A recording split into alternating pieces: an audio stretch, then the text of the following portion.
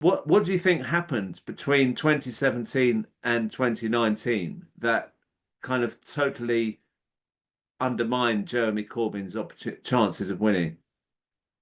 The establishment forces various stepped up their operations after the 2017 election because Corbyn becoming prime minister went from, something that they didn't have to worry about to something they very much did have to worry about. But that's probably wasn't the main factor. That would have been a factor, perhaps the second factor. But as in the level of sabotage and undermining and so on. I think probably the top factor remains Brexit, and which came to the fore more and more as the dominant political position. I mean, even after all of the attacks throughout 2018, we still polled 40% as late as April 2019. So, people talk a lot about how apparently Salisbury was very important, but then you look at the polling and it doesn't suggest that it particularly was, or that the summer of stories and attacks over anti-Semitism in 2018 was particularly significant. But really, when you look at the polling, and also bearing in mind that most people are not following politics closely all of the time, it's really after we don't leave the EU in March 2019 that there is a sea change in British public opinion, at least with respect to opinion polling about parties and elections. So to me, it seems like that's the main thing to focus on. Now, everything else fits into that, of course. A big method of sabotage within the Labour Party and within, let's say, the left half of the political spectrum was done over the issue of Brexit. So these things relate to one another. But I think, when you really zoom out and you look at what was moving people, particularly moving the voters who swung so heavily to the Tories in the 2019 election, you're really looking at Brexit. That's the issue that is the big switch. So, but let's look at the sabotage bit, because if we're talking about what we can learn from the experience, was the threat of this sabotage, was that in the mind of people in Corbyn's team from almost the start, that there will be attempts to sabotage his leadership and stuff like that? So was it constantly looking for what the next plot is? Yes, of course. I mean, and Jeremy's leadership was under attack from the beginning all the way through, with maybe a narrow window of a few months from June to perhaps November 2017, where there was a bit of respite. But basically, the leadership was under attack the entire time, and that would remain so. People were clear about that. Of course, within that, there are little tactical mistakes. I mean, we were too trusting of certain people at certain times, of course, and you look back in hindsight or you get further information.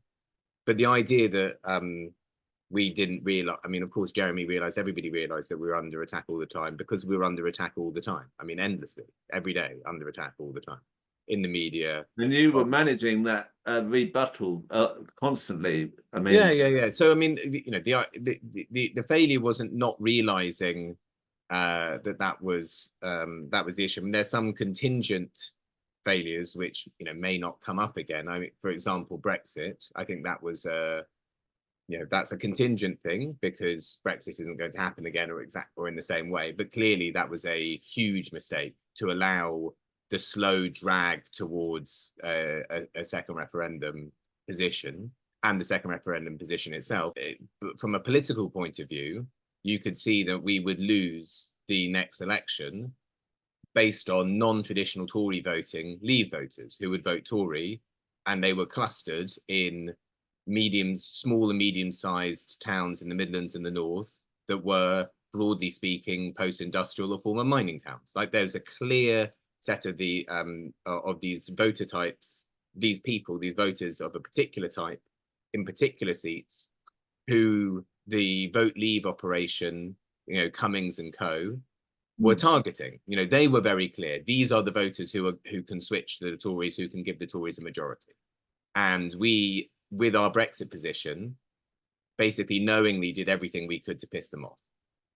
Was there any feeling in Jeremy Corbyn's office that Keir Starmer was sabotaging that issue by constantly making these 6 demands and stuff like that? I mean, that seemed to me to be just winding everyone up in the country. What did you think of his role in that?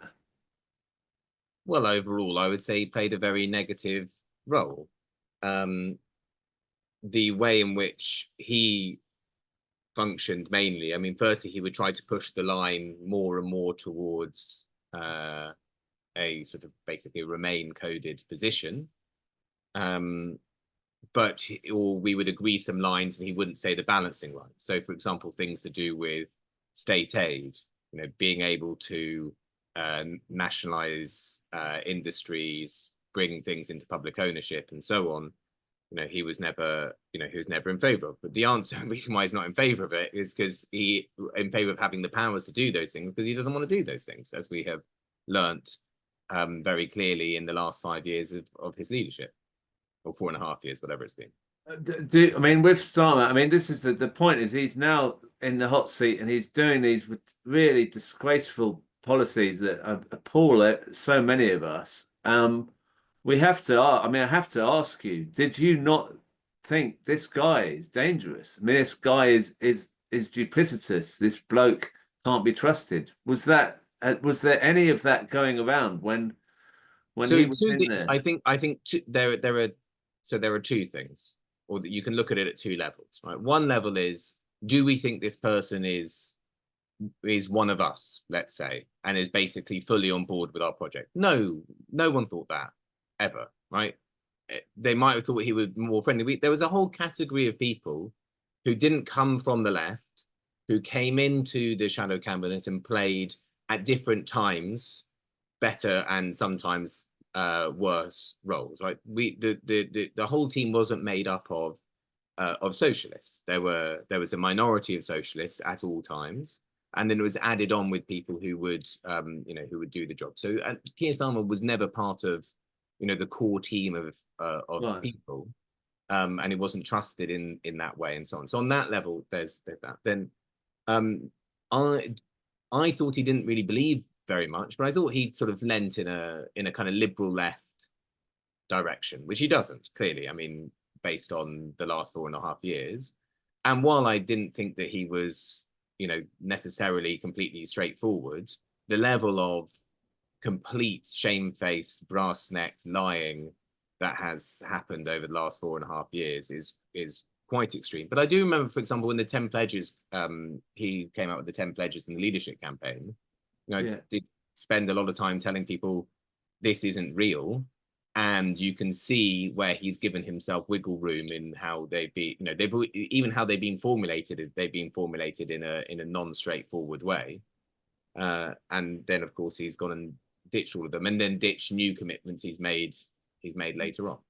I mean, if we look back at what happened, I mean, Jeremy Corbyn losing in 2019 wasn't disastrous if we had a successor who followed his legacy. If we had someone who followed those manifestos, which Keir Starmer suggested. So that could be, so we're talking about lessons learned. I mean, there wasn't really any succession planning at all. And that's a problem. I mean, there's a problem for any political project, how to transition leadership, but there wasn't any. That's something that can be learned. Do you think at that point, because I remember thinking you've got to get some, I thought Ian Lavery or someone like that would win because he was from the north and the Brexit kind of vote.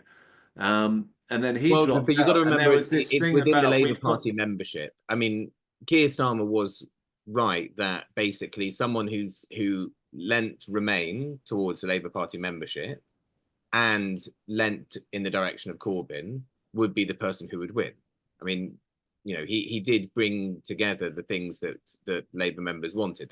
He said, basically, you can have 80% of Corbynism, but with winning and with being, with me wearing a suit and being effective or whatever. Plus, I lean Remain in the way that you all lean Remain. That was his offer. But my point about succession planning is it doesn't start the day you lose. It starts much beforehand. So if, for example, Becky were going to be the most likely candidate, then we should have beefed up her, months before, 12 months before, whatever, beefed up her office, got her more profiles, more social media support, all of this stuff, so that she seems so she seems higher profile and more natural as the successor. Also including thinking about like what points of difference is she going to have to Corbyn, so she doesn't seem like a straight continuity. Like Keir wasn't straight. You don't want straight continuity after a loss, because it's very easy for the other side to be like, well, we don't want to continue because we lost. And lots of people, there were lots of people on the left of the Labour Party who voted for Jeremy twice, who joined for Jeremy, who didn't vote for Becky. I mean, statistically, that's the case. In part because because we came from a defeat. When he was elected, when Starmer was elected, could we have done anything to stop him doing what he's done, changing the party in the way he has to this kind of Thatcherite economics and pro-American foreign policy, to the point that we're more belligerent than even the Americans in some ways? I mean, could we have done something? Do you think it was impossible once he was leader for us to do anything about that? I wouldn't say impossible. I would say very difficult. And there's a certain path dependency that was, that would be locked in at that stage. But if all of the existing left forces had come together and said, we're going to work with Starmer, but with very firm red lines, and basically go in as a bloc that can negotiate, then the response to Becky being kicked out of the shadow cabinet in whenever that was, June or July of that 2020, or the response to Jeremy or so on, would have been stronger. I mean, basically, the fracturing and then the lack of action. But he chipped away with Becky, and then he worked out he could go there, and then he could possibly go further. Do you think that was kind of whether that was him or Morgan McSweeney or whoever? But I mean, yes, in them as a team overall, or that was the outcome, right? That's the outcome. The outcome is a move away from the policy agenda that they had stood on, and a bit by bit removal of left personnel, and then changing of the rules in order to prevent the party, basically ever having a left leader again, or having any meaningful democratic structures, really, because it doesn't now. I mean, it's a conference doesn't matter.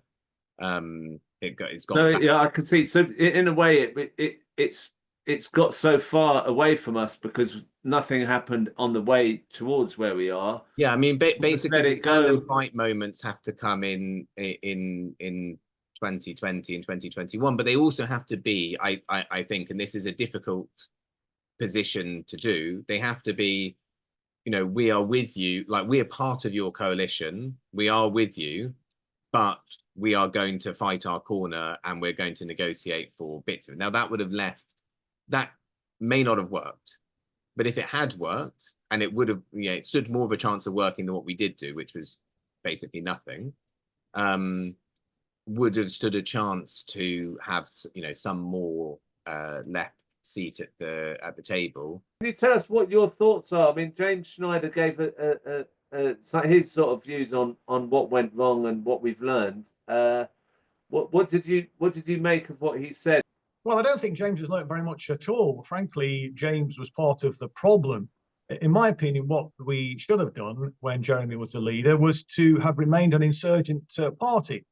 They got wrapped up in this we're a government in waiting mentality, and the capitulation strategy was tried over and over and over again, and it failed every single time. And so what we should have done, it seems to me, is to fight the Zionist menace inside the party instead of trying to capitulate to it. And it was people like James Schneider that was advising Jeremy to go and prostrate himself before the Board of Deputies and the Jewish Leadership Council. They are out-and-out Zionist organizations. They were determined to destroy Jeremy Corbyn. There was no way they wanted somebody as leader of the opposition, let alone a potential prime minister, who was a pro-Palestinian and critical of Israel. And it didn't matter what he did. they were going to do everything they could to destroy him. And indeed, when he went and prostrated himself before the Board of Deputies at that infamous meeting in was it the summer of 2018? I can't remember. I think it was the summer of 2018. I mean, I could have written the press release that they were going to issue after that meeting had taken place. He should have called them out right from the get-go, actually. I mean, Jeremy had got no excuse for this, Crispin, because he'd been around the pro-Palestinian movement all his life, well, most of his parliamentary life at any event. So he knew what the Zionists were capable of. He knew what their agenda was. And so he should have been calling them out. And if he felt it was difficult, and it shouldn't have been, however, but if he felt it was difficult to speak out for people like Ken Livingstone, who, as I've said on many occasions, has done more than anybody else in public office to advance the cause of anti-racism, if he didn't feel able to speak out for him, why in God's name did you speak out when they started going for people like Tony Greenstein? Well, obviously, he could say, well, look, clearly, this is a manufactured smear campaign. They're even going after Jews. Tony Greenstein, Jackie Walker, they went through a whole host of different people, and Jeremy never stood by any of them. And indeed, not only did he not stand by them, he actually called for the disciplinary process to be speeded up in Tony's case, and indeed in Ken Livingstone's case, and I think possibly in Jackie Walker's case as well. So that was a massive mistake, in my opinion. Look, solidarity is the foundation, isn't it, of socialism? And Jeremy should have been loyal to his true comrades. They were his Praetorian Guard. And they were being systematically assassinated one by one. And ultimately, they were going to come for Jeremy. I said this to Jeremy. I said this to the campaign group. I pleaded with the campaign group to say, look, we have to draw a line in the sand. We have to fight back. This is getting ridiculous now. And they just wouldn't do it. They just ran for cover. Jeremy signed his death warrant in September of 2018. Two key moments when he agreed to the NEC's decision to embrace the Zionist Charter, which is the IHRA working definition of anti-Semitism. He should have come out. I know he lost the vote at that meeting, but he's the leader. He should have come out of that NEC meeting and he should have said, right, I've lost the vote at the NEC, but as leader, I think they're wrong. And so I'm going to take this to the whole membership. I'm going to take this to the floor of the conference later this month and get a view from the whole of the party. Jeremy would have carried the day. I'm absolutely convinced of that. And then later that same month, I'd been touring the country alongside Tosh McDonald to get members behind the whole, democracy agenda, fundamental to which was bringing in open selections for Labour MPs, mandatory reselection, something that the party had embraced previously and the sky didn't fall in. But look, the Parliamentary Labour Party were absolutely on the ropes.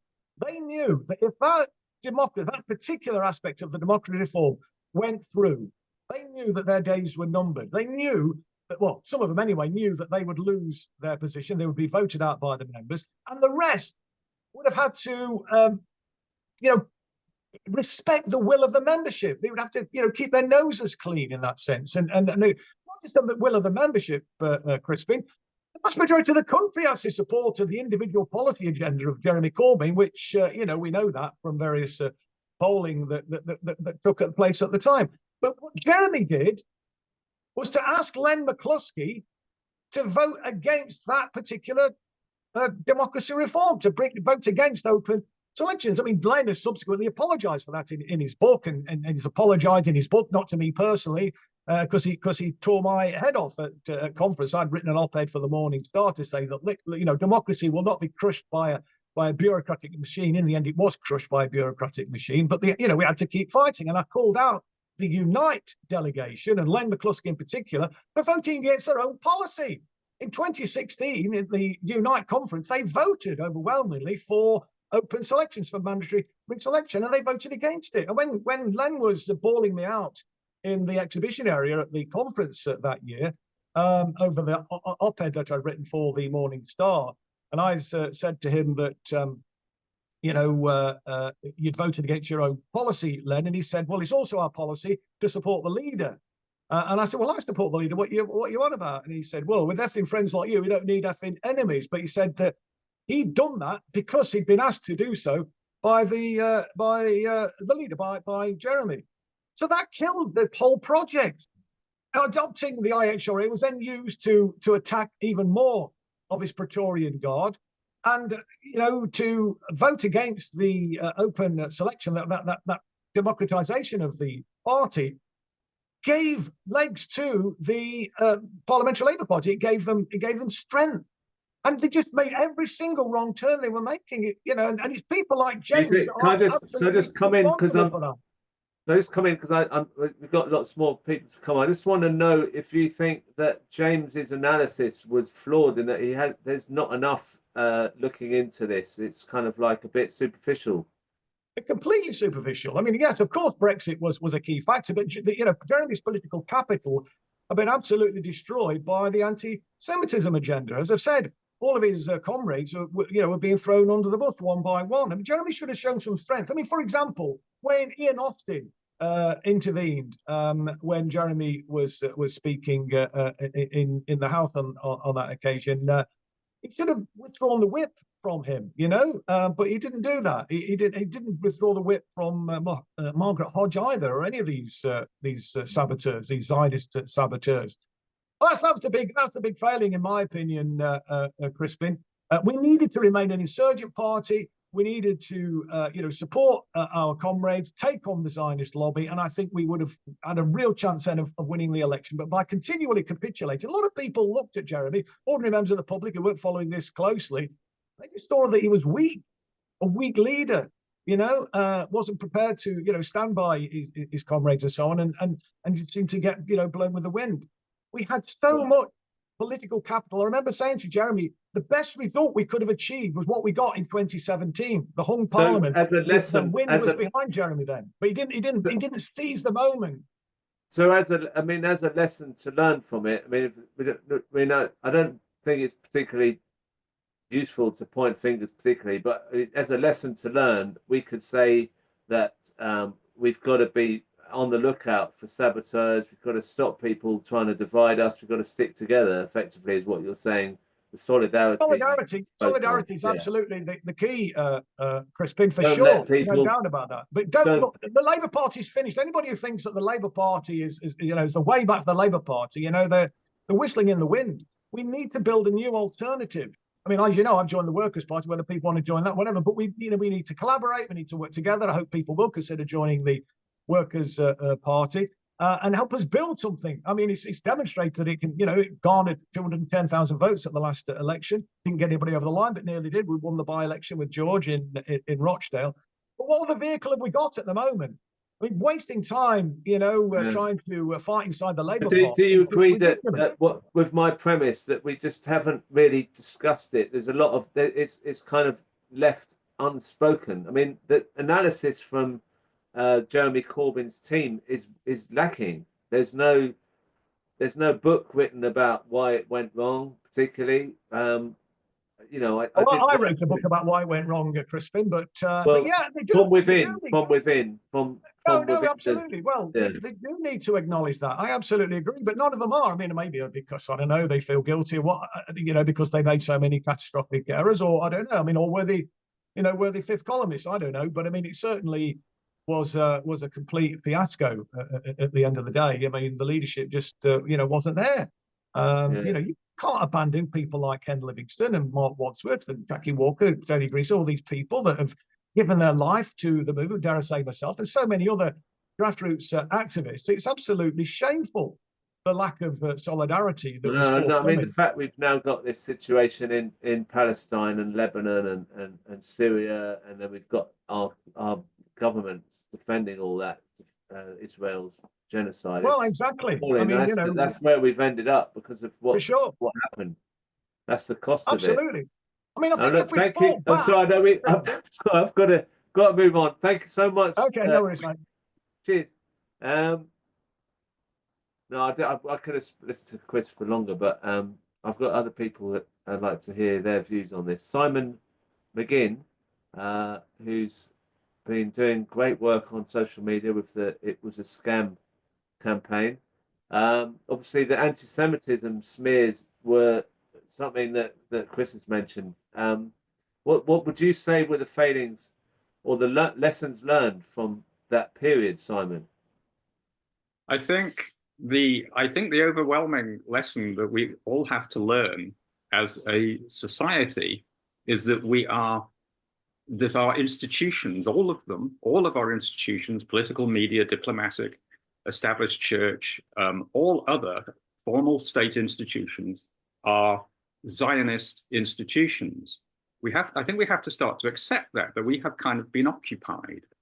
And therefore, whatever it was that Jeremy Corbyn was trying to do in 2017 and then 2019 was simply not going to happen, because the state would not allow it to happen. And I think that's what we've discovered, that there are strict limits on what the state will allow politically, as I think Chomsky put it.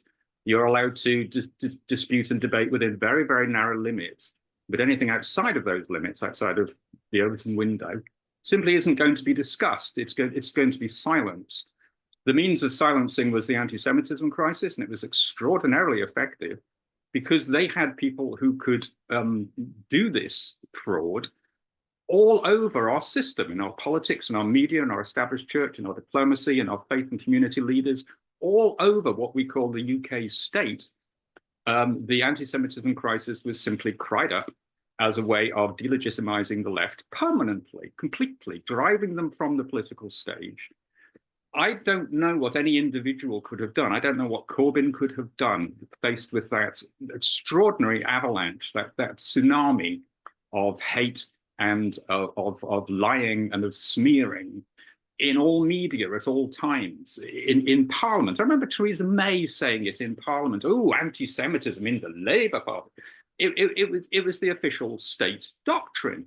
And Corbyn could say anything at all he wanted, but it wouldn't do him any good when he made a very, very mild comment about the EHRC report, saying that he believed that the accusations had been exaggerated, which is the absolute least you could possibly say. He was effectively crucified and driven from the stage, and will not be a legitimate political figure in the minds of most of the British people ever again. And that also applies to the left. The left have been delegitimized. They have been driven from the political stage. They are no longer legitimate actors. So anybody who represents the left will automatically be covered with this anti-Semitism smearing. This is how they operate. This is what they've always done. We've seen them doing it with all the other agencies who defend the Palestinian cause, with UNRWA, with the Human Rights Watch, and now with Amnesty. The immediate automatic anti-Semitism, that's anti-Semitism, that is, you can't say that. And you can't say it. I mean, I couldn't go on British television if I was, for some reason, invited to do so. I could not say what I'm saying to you, that the whole thing was a most appalling and monumental fraud, a fraud which requires a serious investigation. There would have to be an inquiry into it somehow, an independent inquiry that's independent of our politics and our media and our diplomacy and our established church and the military. And no such investigation could ever happen because it is the state who did this. And they've made themselves perfectly clear. And it's not at all clear to me how the left starts to recover. It's not clear to me how the left starts to rebuild until and unless it is able to vocally and unhesitatingly say it was a fraud. The entire thing was a gigantic fraud. And anybody who's looked at the evidence, as I have and millions on Twitter have done, and other places on social media, know that. They know it's a fraud. They know it's fraudulent. Yeah. We know this. I mean, when it was going on, I was apprehensive about saying anything like what you're saying, but now it's almost like we all know, because of what's happening in Gaza, that Israel is using the argument of anti-Semitism to cover for what it's doing. So it's kind of it's known quite well now, isn't it? Yeah, at that time it was a different era. I mean, hindsight, obviously, people saying in the chat, I mean, hindsight's good, but you were on the case pretty much from the start. Yeah, it's obvious to me what it was they were doing. It was obvious from the start. It was just obvious because the complaints are obviously fraudulent. I mean, all you have to do, all anyone's ever had to do is look at the evidence. It falls apart in seconds. It's nonsense. It's fraud. It's impudent nonsense. It's obvious nonsense. It's provocatively stupid. And all anyone's ever had to do is examine that evidence. And it was clear to me right from the outset that this was a fraudulent campaign, which I kind of thought would end with the deposing of Corbyn. I thought that was the end point. I was ready to give it up. I thought, okay, we've done that now. They've done that. They've got rid of Corbyn. We move on. No, we have not moved on. This is an almost daily occurrence in our media and our politics. Somebody popping up with the anti-Semitism fraud when things get difficult about Palestine, or when they're put on the spot about the British complicity in the genocide in Gaza. They will just pop this thing out, and it is always acceptable on British media. No one will ever challenge. No one will ever challenge it. I'm not aware anyone has ever challenged it on mainstream media. Ever. Victoria Derbyshire did once on a BBC programme, I recall, with Mark Lewis and his wife, and she kind of challenged them on what they were saying. Her show was cancelled sometime later. I don't know if the two things are connected. She is now back on Newsnight, but she's not saying anything like that anymore, because you can't. The British state will not allow you to say it. So anything that anyone is saying that Corbyn should have done or didn't do or could have done differently, I simply don't agree. I don't think he could have done anything differently. I think he did the best he could in a completely impossible situation. And what he achieved was exposing the British state. He forced them out into the public. He forced them to say, here we are, and this is what we say. We say that you're an anti-Semite. And they exposed themselves as this operation that was being. That's a positive way of looking at it. That's just my feeling. I know a lot of people disagree, and I know there are a lot of criticisms of Corbyn. Now, I completely understand Chris Williamson's criticism of Corbyn. I mean, Chris was just thrown under the bus. Jackie Walker was thrown under the bus. Mark Wadsworth thrown under the bus. Tony Greenstein thrown under the bus. There was a great throwing under buses of inconvenient and awkward and difficult leftists who were just basically saying what was obviously true. They couldn't be allowed to do that. And I can see some criticisms of Corbyn, but I can also see just the sheer impossibility of the position that he was in. And I don't see what else he could have done. I mean, had he said anything at all, you would have had Hodge on Newsnight that night screaming about suitcases in halls, screaming about the Holocaust, screaming about anti-Semitism. Oh, they're all out to get us. Yeah. Oh, it's Corbyn. Oh, it's the left. Yeah. There was no way out for him. It's easy to forget the intensity of the media attacks, isn't it? I mean, now we don't see it as much. It's kind of like it's a different world. Now, I've got to move on, but look, I really appreciate your point. I think it's very good. Thank you for coming on, Simon. Welcome. Thanks for having me, Kristen. Thanks. Pamela Fitzpatrick is still on the call. I'm interested to hear what you think of what's been said, Pamela. Have you got any other points that you'd like to make? I mean, I don't know. Your interview with James was presumably much longer, so it may be that there were other things that he said that about lessons learned and why things went wrong. Brexit, absolutely, it was an issue, but you have to think about why did that arise in the first place. And I think I think it's hard for people who were very involved and at the heart of what was going on to properly analyse the failures and the problems, to be honest. But I think for people kind of on the ground like me, I think people didn't believe that Corbyn could carry out his programme because of backtracking on things like Brexit. And of course, the whole party was against him. But what was done to stop that? So, for example, if he'd had a bolder approach to those who were sabotaging the party, but also a bolder, unapologetic socialist programme, I think things would have been different. So, for example, why was Ian McNicol allowed to continue after Jeremy was elected? He was a key person, the General Secretary at the time, who was causing problems with people who were being disciplined and expelled. Tom Watson, another one. There was an opportunity to get rid of Tom Watson. When these MPs, why were people like Keir Starmer even in the cabinet? You know, we should not have had that, and they would not have had the opportunity to then sabotage in the way that they did. So I think the lessons learned, there's a number of them that I believe very strongly, that you can't have personality politics, putting everything into one person, investing in somebody, just one person doesn't work. And I hear lots of people saying that, but it's still happening. It still happened at the last general election. We need to stop that. We need to be unapologetic about a socialist programme, because those policies, which were pretty mild, to be honest, in the 2017 and 2019 manifesto, were popular. The situation now is even more dire in terms of poverty, housing crisis, everything in the UK, as well as what's happening in Gaza and now Syria. So that we must learn from and not be apologetic. So when people were being expelled, and it wasn't just on anti-Semitism, but, you know, a key issue was the definition of anti-Semitism being adopted. We should never have agreed to that. And lots of us were kind of victims of that. But there were other ways of expelling people and disciplining people, and people that are not well known, whose lives were destroyed by this, and they weren't supported. And so once you're getting rid of all the kind of key supporters within the party, then you haven't got that base to influence what's going on in local CLPs.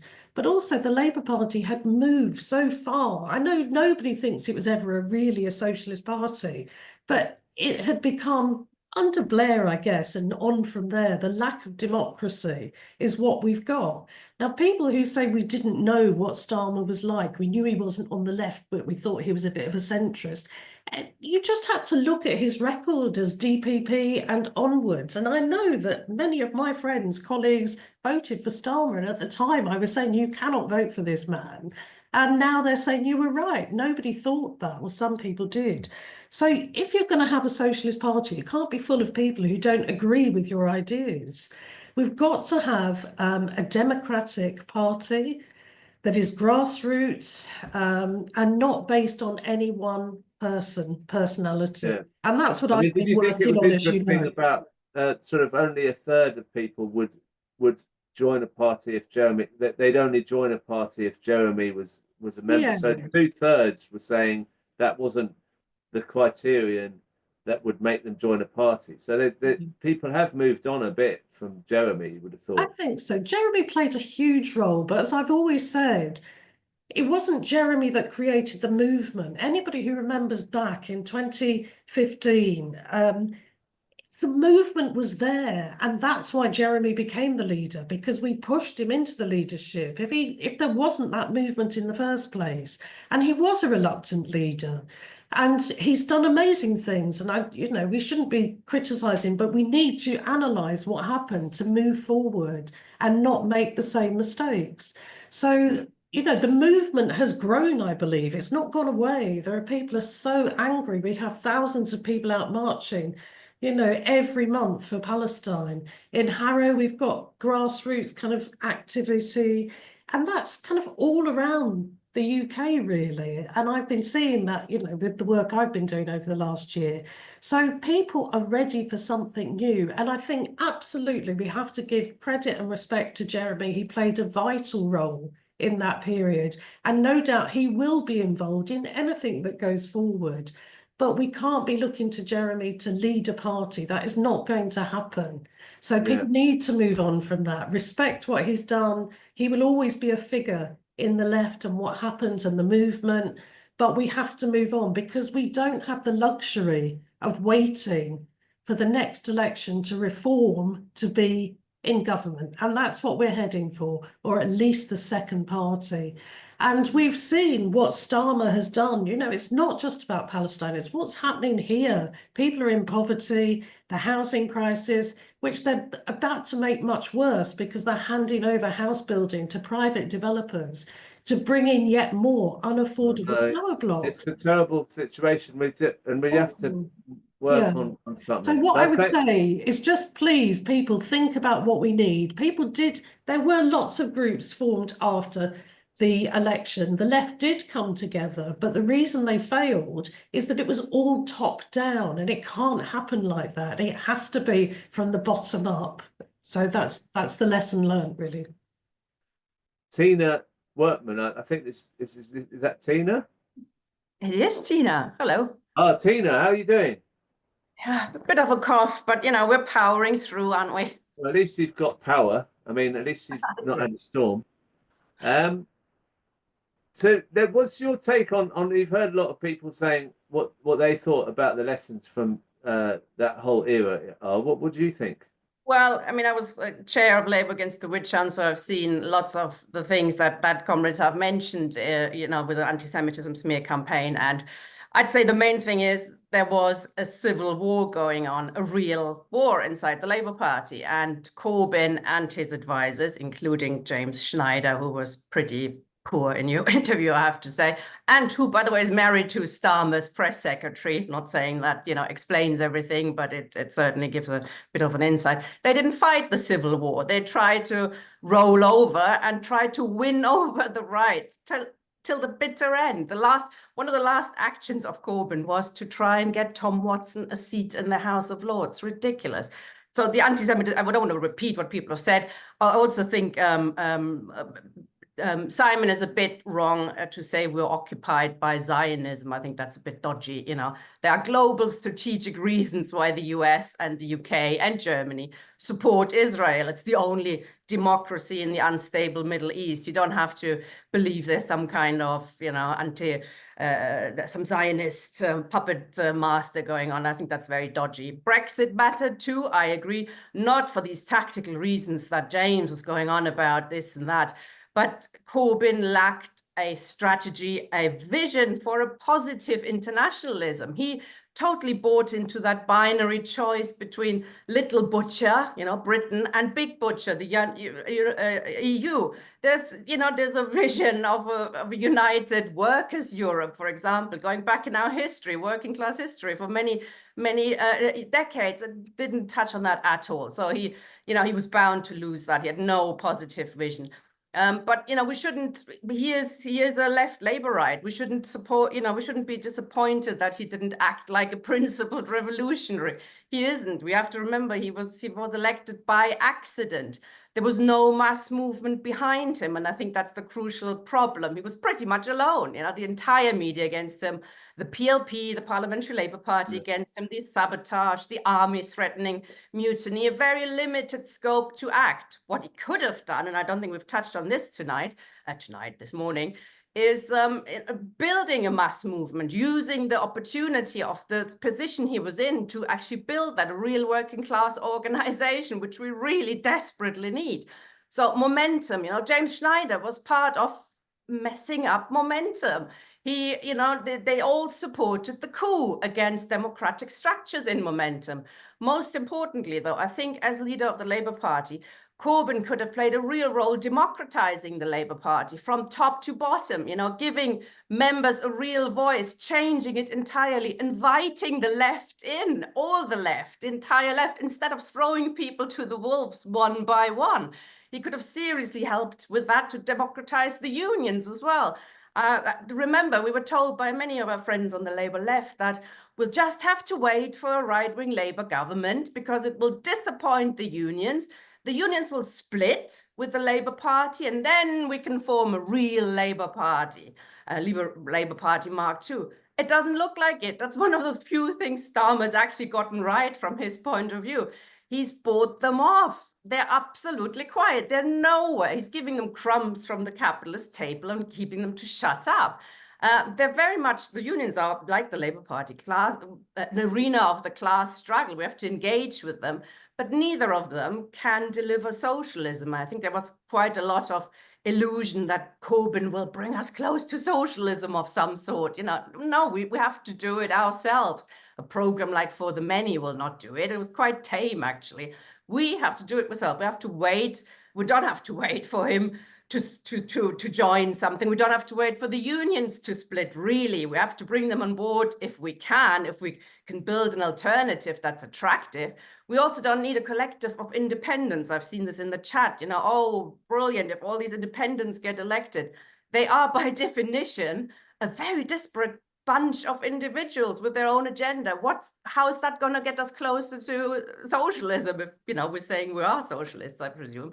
We have to organize together, you know, we have to build a party. Now, I'm glad Pamela is involved in something, you know, it's all very hush-hush though, isn't it? It's all very, is it going to be a party? Is it going to be an electoral alliance? Is it going to be, you know, who's involved in it? You know, I've not been invited in. I'm sure lots of people haven't been invited in, you know, so it's all, I'm not sure this is the right way to go about it. Oh, we're not going to deal with that yet. We're talking about what we learned. I mean, we'll move on to that next week or the week after. But no, you said a lot of things there in a very short space of time. I'm still trying to get my head around them.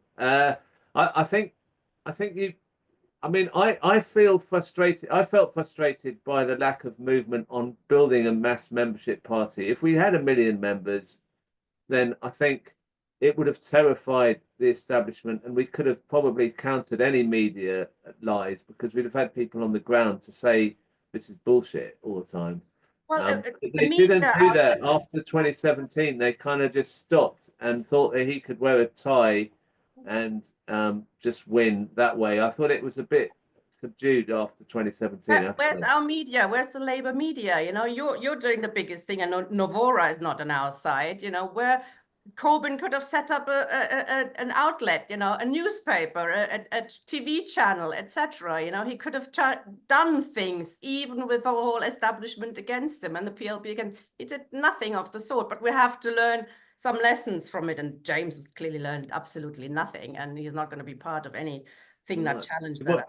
This wasn't about bashing James, by the way. This was it was just that I needed someone to speak from Corbyn's office. I asked quite a few people then, and he was the one who came forward. So I appreciate James speaking, Paul, and I don't want to upset him. So, but thank you for coming on. Tony Greenstein is smoking fags and looking like he wants to have a fight. So I'm going to get Tony on. Yeah. Simon Maginn said there was really nothing he could do, and I don't agree with that at all. The problem was that Corbyn set out from the very start to appease his critics, and the Zionists in particular. Remember the 2 Labour Friends of Israel fringe meetings he attended? And then there was that thing which I read in the Labour Leaks report, which said when the Jewish Labour movement targeted me and others, he said, well, expulsions had to be sped up in order to satisfy the Jewish stakeholders and rebuild trust in the Jewish community. Well, of course, we were expelled or pushed out, but it didn't re-establish trust. They simply came back and demanded more heads, and so it went on and on.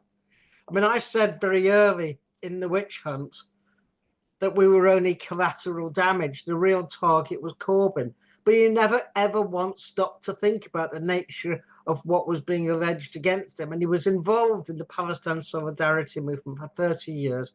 He's always been attacked for anti-Semitism, as has everyone in it has. He, above all, should have known. And what he should have done was sat round and had, if you like, a brains trust about how you rebut and throw it back. And the most obvious way would have been to stand up and say, yes, of course I condemn anti-Semitism, but it's not a particular problem in the party. What I condemn is the weaponization of anti-Semitism against those who support the Palestinians. But he didn't do that. In 2016, he voluntarily adopted the first 38 words of the IHRA definition of anti-Semitism. He did that of his own accord. He didn't adopt the illustrations that came later. But he already showed a tendency to accept that there must be anti-Semitism if they were calling it out. He never saw that the Board of Deputies and the Jewish Labour movement had an entirely different agenda. Asa Winstanley's pointed out the Jewish Labour movement was refounded in 2015 precisely to get rid of Corbyn. Corbyn never understood that a radical leader of the Labour Party was bound to attract the weight of the establishment, and the only way to defeat that was to go above them, which he did in the June 2017 election. I was almost alone in predicting he'd win that, but he didn't take that forward. He didn't immediately depose McNichol. He didn't rebut the anti-Semitism and said this is a load of nonsense. It isn't based in reality. And we see today the Jewish labor movement, of course, is supporting the genocide in Palestine just like their right-wing cousins, because in essence, there's no difference between the JLM and the right wing of the Zionist movement. So, I mean, can I just say you're a bit ahead of the game on this. That lots of people didn't see what was going on. yeah, but Corbyn should have done. Well, but do you forgive him for not seeing it? It's difficult to say. It's not a personal thing. He was tied into a belief of the Labour left that the way to win power was to appease the right, and the right are unappeasable. You can't appease a wild animal that's trying to kill you, can you? What you have to do, in essence, is to get rid of them. And the way to have done that was through the open selection that Chris Williamson talked about in 2018. That was his key mistake. By not contemplating getting rid of the right through the democratic process of the Labour Party and using his majority, just like Boris Johnson used his majority to get rid of his detractors, Corbyn should have done that. He should have seized it with both hands and supported open selection. And in that way, would have seen a raft of deselections. Instead, of course, Starmer came in and he deselected MPs and candidates he didn't like up and down the country. The left has never had in the Labour Party that bottle, that backbone to actually take on the right. And that is the problem. Today, what do we do? All I know is, I mean, we can't wait on Corbyn because Corbyn will dither forevermore. We have to build a united left outside the Labour Party, which can challenge reform, who blame everything on migrants, to say that no, it's neoliberal capitalism. The fact we have record numbers of billionaires, that we avoid all our taxes, or they do, and so on and so forth. That's the way to actually win a mass popular audience. The left has to start getting into that stride. But I come back to it. Corbyn should have called out the anti-Semitism allegations as and when they occurred. And it was his failure to do so. And his failure to simply say, well, we all know what anti-Semitism is. You don't need the IHR. Can I just sort of interrupt, because I've got a bit at the time. My feeling, I just want to know you, because you write prolifically about everything that's going on. I mean, you're prolific, you know. I'm just so mystified. Why do you think no one has written from Jeremy Corbyn's team or Jeremy Corbyn himself lessons learned from that time? Because they haven't learned any lessons. They simply haven't learned any lessons. We saw that with James Schneider. He waffled around, but he never drew any conclusions. It would have been simple for him, Alistair Millen, and one or two others, Seamus Millen rather, to have sat down and said, look, this is what's being thrown at us by the Jewish Chronicle, the Daily Mail, and all the Times, who rang me up constantly about, is this true, is that true? And I blanked them all. He could have done that and said, well, why are they doing that? And then he would have come back and said, I mean, in a speech I made with Chris Williamson, I said, well, they've said anti-Semitism is a problem in the Labour Party. Well, I said, well, no doubt a percentage of the Labour Party are paedophiles. Statistically, it's bound to be true. Of course, there were a few anti-Semites, but there wasn't a problem of anti-Semitism.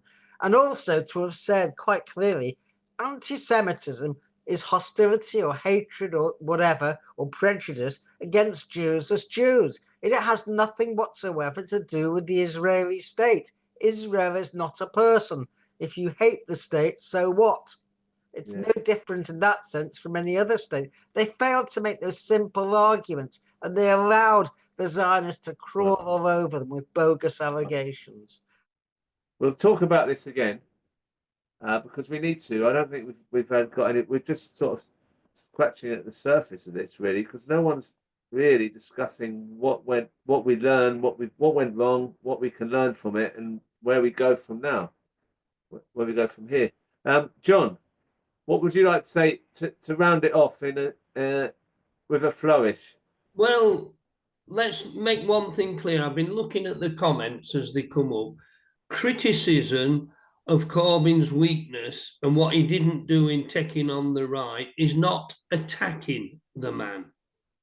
You know, we all should face honest criticism. We have needed a good post-mortem of what went wrong, and I think a lot of your contributors have nailed that, but we have to move on from Corbynism. Corbynism was doomed to fail from the start, not because of any attacks, not because of anti-Semitism. Brexit, yes, played a big role, but that was because if you look historically at Labour's role, since the 60s, it's been betraying working class communities. You know, the pit closures, the railway closures of Harold Wilson's government started the rot of working class communities, many of whom have, believe it or not, up here in the north have still never recovered from then. Now, what Corbyn did was he offered a glimmer of hope that it might be a little bit different. And the fact that such a relatively meagre manifesto got such an echo that thousands and thousands of people were to turn out into the streets and listen to him. I spoke in favour of Corbyn at a rally in Sheffield on a wet Friday night. Between 8,000 and 10,000 people turned out. Now, why 10,000 people might want in any other setting to go to Sheffield is beyond me. But that showed what we could have had, that movement. But instead, we got this parliamentary cretinism, that Corbyn believed that all he had to do was appease the PLP, that we could somehow bring socialism via an institution where people still call each other honourable gentlemen, where people can't call liars liars. That was the myth. But I'm quite optimistic, you see. I don't think we lost. I think we've got to move on. We've got to stop. Those who still sing, "Oh, Jeremy Corbyn," you're out of tune with what's happening in reality. Just look at recent events. The trade union movement's getting stronger. I'm very fortunate in the role I play in the Orgreave Truth and Justice campaign. I get to speak with thousands and thousands of wonderful people who never, ever really get involved in anything but a good, solid trade union militants and want to hear an alternative. That movement is growing. Unite is going from strength to strength. It's massively increased its membership since Sharon Graham was elected. It's won 90% of its strikes. That's unknown before in history. And look what's happening in the streets of all major towns, in London especially, the solidarity that's being shown for Palestine. So all is not dead. You know, if the anti-Semitism witch hunt had been something designed to that was going to cow people from protesting about Israel's genocide, it's failed massively. So we should put that to bed. What we have to look to, I think, is building the movement. Forget the little bubbles we might be in, this group, that, who all want to think they can somehow be a vanguard movement. Let's build the movement. The streets, the trade unions, the community groups, the sort of things that Pamela excellently talked about. That's the way of the future. Give up on this believing in a Messiah. I gave up on believing in a Messiah the first time I looked inside a Bible and saw it were full of head chopping and things like that. No Messiah is going to come and save us. Don't wait for somebody to form a party. It's not going to happen. The Labour Party just suddenly happened. It was a result of trade union struggles since industrial unionism was formed, And that's what we've got to remember. So get active in your trade union branch, get active in any community campaigning organisations, and start politicising in class terms our movement, because that's the reality, that the so-called advisors around Corbyn, the people that were whispering in his ear, the traitors like John McDonnell and that, who wanted to do nothing but appease, forget them. It's ordinary working class people that are going to be the ones that take us forward. So get out your little bubbles, get in amongst them, and let's really start being part of an authentic fight back, not a sham, this group, that group, this revolutionary party, that. It's the streets where it's going to happen.